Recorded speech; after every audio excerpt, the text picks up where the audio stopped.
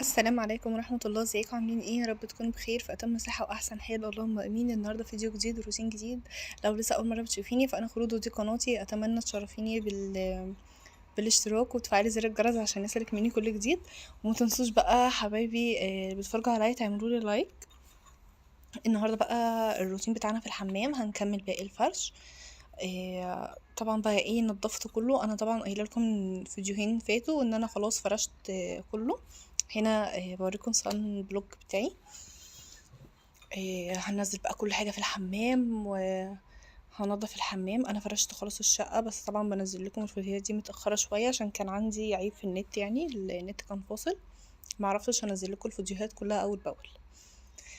نزلت بقى كل حاجه كده. هنا بدات اول حاجه بالرف اللي هو فوق الحوض على طول. انا الحمام بتاعي صغير ما بياخدش وقت خالص، ودايما على يعني انا كل اسبوع بعمل كده علشان يبقى نضيف على طول. حطيت بقى هنا كده في بولة شوية بريل وكلور.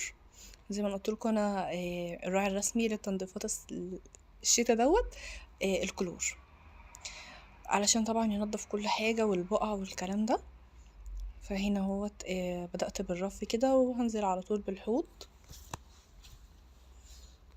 بصراحة الكلور مع الحمام أساسي، يعني ده أساسي عندي الكلور، علشان طبعا ايه النظافة يعني وكده. وبحب برضو أعمل في التواليت أعزكم الله، بحب أحط كده شوية دوني، أو ساعات بجيب الكيس اللي هو الدوني اللي بيتباع ده وبخرمه كده بالدبوس وبحطه في قلب الصابون.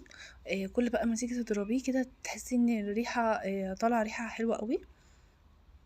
لان بصراحة احنا في الغلا دوت والدنيا بقت صعبة في المنظفات، كمان المنظفات غلت يعني بسعر اوفر قوي.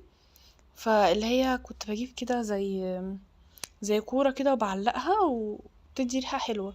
فبصراحة الكورة بقت غالية يعني. الدنيا دلوقتي بقى المهم وبعد كده الأهم،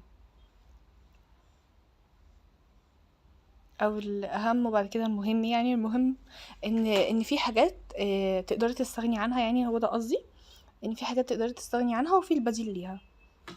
هنا بقى خلاص خلصته الرف وغسلته كويس وشطفته ورصيت عليه تاني الحاجة.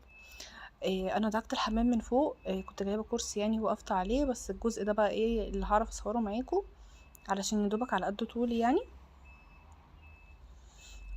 عايزه اجيبي كرسي. ساعات بعمل ايه، بجيب سلك سلك اللي هو السلك بتاع المواعين وبربطه كده في المساحه. بربطه كده باي خيط خفيف خالص وبدعك بيه فوق، بصراحه لان بخاف ساعتها اقع ولا حاجه. وعامه يعني هي بتبقى نظيفه يعني من فوق، هو بعمله كله فين وفين لانه بتبقى نظيفه يعني. شطفت بقى كده الجزء دوت اللي تحت السخان.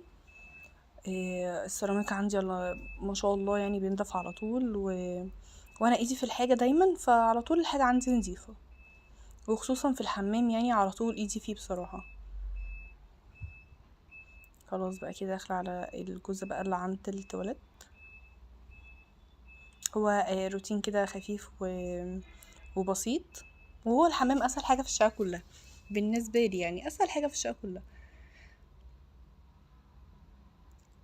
الروتين بقى دوت بعمله قد ايه، ساعات بعمله كل اسبوع، بس كل يوم لازم اغسل الحوض. طبعا ده اساسي، كل يوم لازم اغسله.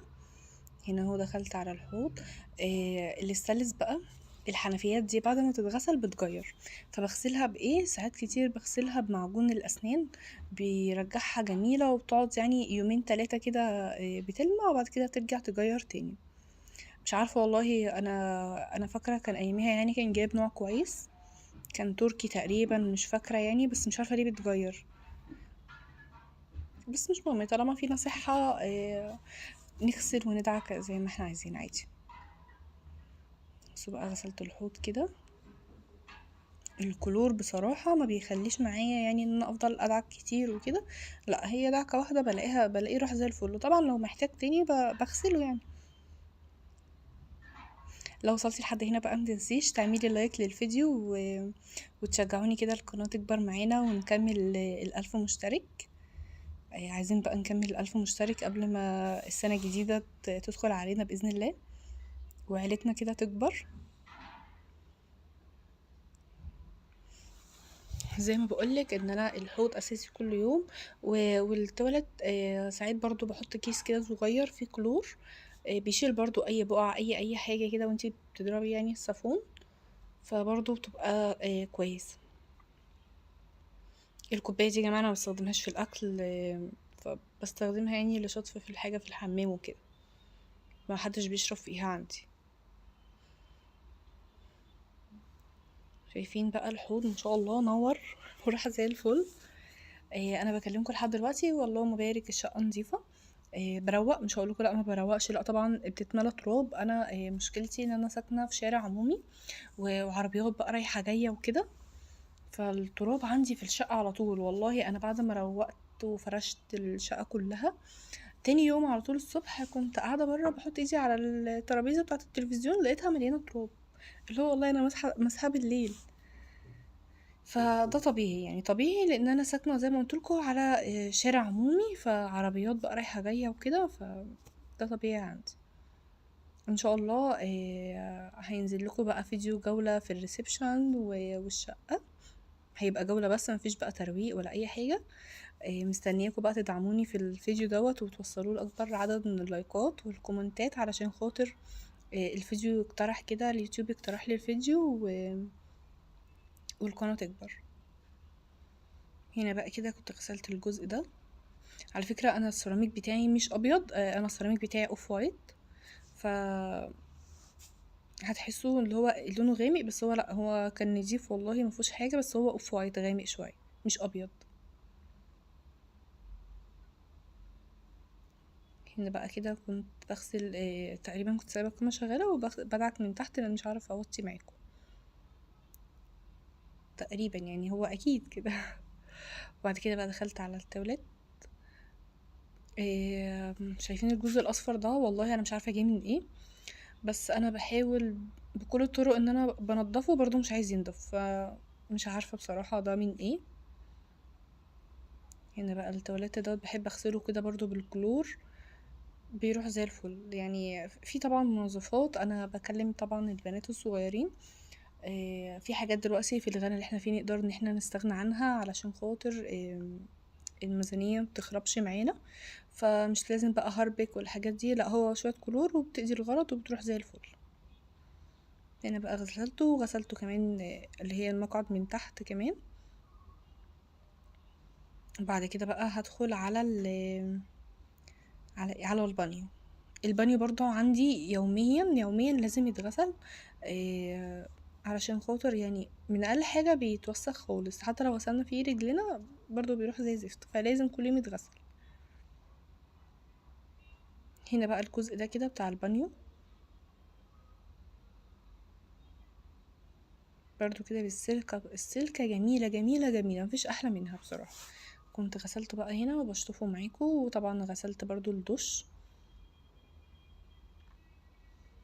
بصوا كده لمعان بقى ونضافة وريحة الكلور بقى كده حلوة قوي.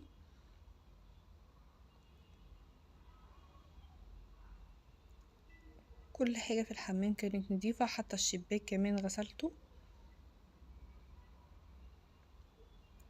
انا الحمام عندي مفروش على طول، مش بيكون مبلول، يعني بخلصه كده وبنشفه وخلاص بقى. عندنا البانيو بنغسل فيه رجلينا، ساعات بتوضى فيه مثلا، فالحمام عندي على طول ناشف. واهم حاجة عندي ان الحمام يبقى ناشف، انا مبحبش ابدا الحمام المبلول على طول. بصوا هنا شايفين بقى البانيو كان كذا كذا برضو دعكته شوية كلور بيروح زي الفل اهوت كده. كل شوية البانيو بصراحة ليه عيوب وليه مميزات. انا لحد الان ما غسلتش فيه بطانية ولا غسلت فيه حاجة. هو حلو يعني ان انا لما الواحد بيجي ياخد شاور وكده الارض بقى متتغرقش وكده، بس عيبه ان هو بيتوسخ من اقل حاجة، يعني بجد فظيع. مش عارفة ليه كده، يعني من اقل حاجة، يعني لو غسلت رجل ايلين فيه بيحتاج ان هو يتغسل. هنا كان محتاج ان هو يتغسل تاني، ففصلت الكاميرا وطيت برضو غسلته وراح زي الفل. بصوا هنا بقى بوريكم كده الحمام وريحة النظافة شامين. حطيت طبعا فوط نظيفة، هو البانيو برضو غسلته وراح زي الفل. بصوا، الحمد لله اللهم بارك، الشقة كلها راحت زي الفل ولحد هنا كده وصلنا لاخر الفيديو. اشوفكم في فيديو جديد. باي باي.